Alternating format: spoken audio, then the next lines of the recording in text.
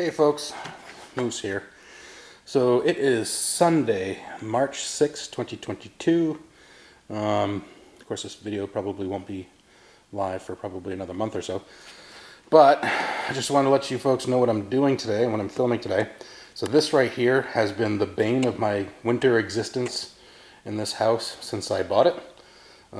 This is a Rinnai combi unit. It's supposed to do both heat and domestic hot water for the house. Now, it was very, very efficient.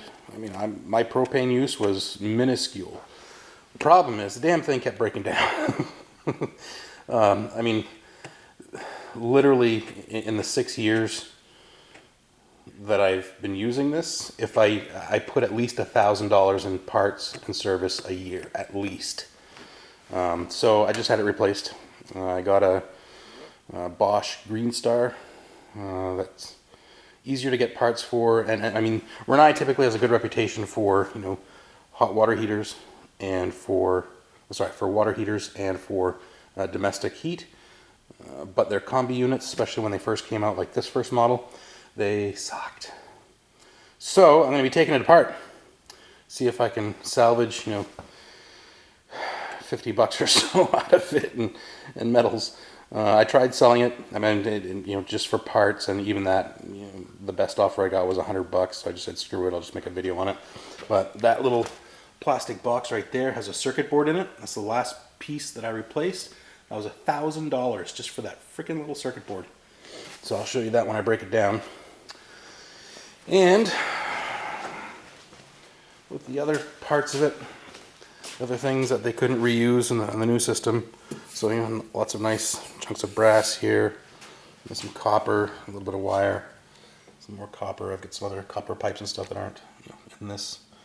But yeah, so a bunch of things. I'm gonna scrap these little pumps. These little pumps kept on going like crazy, literally at like one every 2 years.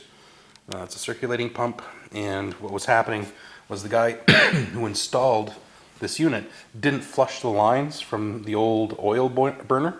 And there was a lot of sediment and stuff in there, and it kept building up. And these things have, you know, little plastic propellers, and they would jam and break. So because the original guy didn't spend an hour doing the job right, I had to spend, you know, those things were like $500 each plus installation.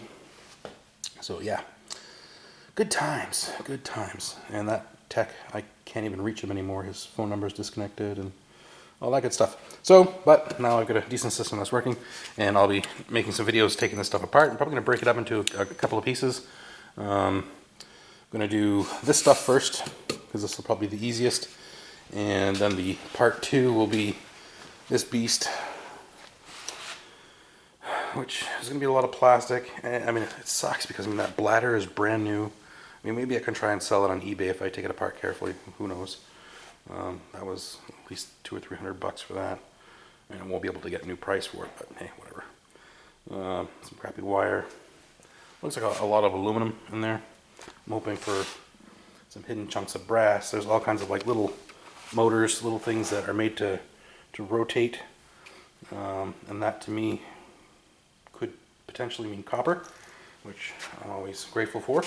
Because another thing that I'm doing is I am getting ready to just break down, you know, a lot of copper bearing stuff, strip some wire, got a lot of yokes, like mine sunny side up. So yes, I'll be breaking down a lot of, you know, copper bearing material to melt. Let's see what's in there. Yeah, because I've got quite a bit of copper. I've got that big 20+ pound bucket from that big motor. I've got 2 more electric motors coming that a friend of mine found in his cleanup business and offered to give me. I've got the copper pipe from that radiator video that I did, the baseboard heat radiator, and that bucket down there, and this bag right here. I did something because I was bored. So each bag has exactly 1 pound, 1 ounce of copper in it. So my goal is to make 5-pound bars. That fits perfectly in that mold. and that paper is just going to burn away in the crucible. So what I'm going to do is just, I have it all measured out. So I'll put, it should, 5 pounds, 5 ounces. I like to go a little bit over, especially if I'm going to be either stacking them or selling them at some point.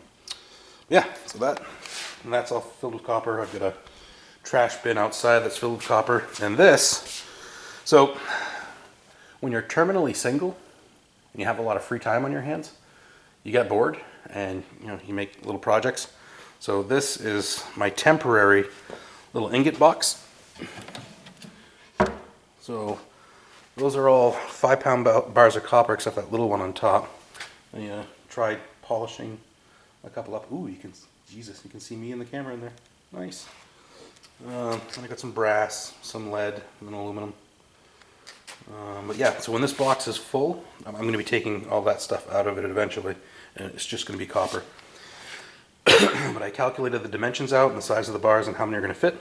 By the time this thing is full, it should weigh just a little over 600 pounds. So that's 2 feet by, I believe it's 1 foot interior, so 2 by 1 by 1. And that'll be 600 pounds of copper bars. So that'll be nice. And the other thing I did when I was bored was, I made a bar stand. And no, I'm not a raging alcoholic yet, but just made a little stand. Because I do tend to entertain on weekends. Even get little lights in it.